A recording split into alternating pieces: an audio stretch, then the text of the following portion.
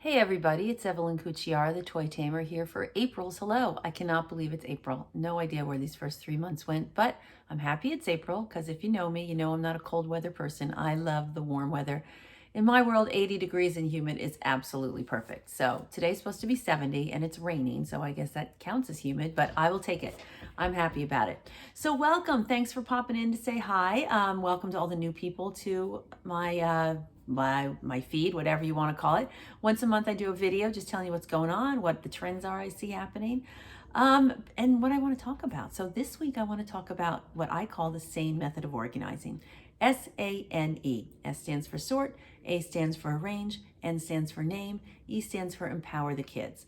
Basically, if you don't have all four of these steps in your playroom organization model or in your playroom in general, that's why it's always a mess. That's why as soon as the kids go into play and you turn around, it's a disaster again.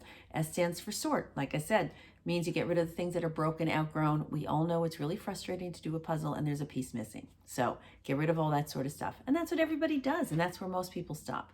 But you need a range. So you need the right shelving units, which are these ones behind me.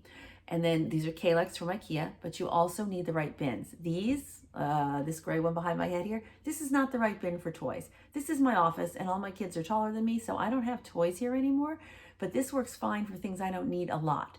But for toys, it doesn't work. It's too tall, it's too deep. The kids can't see what's in it, they can't rummage through, so they dump it out. And more importantly, it doesn't leave room for the N, which is name. In kids' world, you need a photo label. Oh, actually, I have one here. Wait a second. Photo label. Ba, ba, ba, ba. Picture this with a half-size bin, and you can get the idea. See, we want a bin that only goes up to here so that we can see what belongs in that shelf and we can see what's in the bin. And E stands for empower, which means you want the kids to be in charge of the whole thing. So toy taming system all starts off with a bell.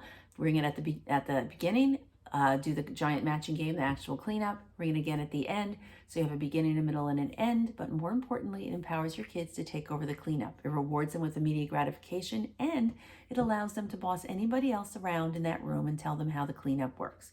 Not you, not the parents, but any grandparents or friends or nannies or babysitters or cousins, whatever. Your kids will take ownership of the place because we've put in the tools to make it easier for them to clean up, and that's what makes the whole system work. You need the S, the A, the N, and the E. One of those by itself will not work. You need all four together.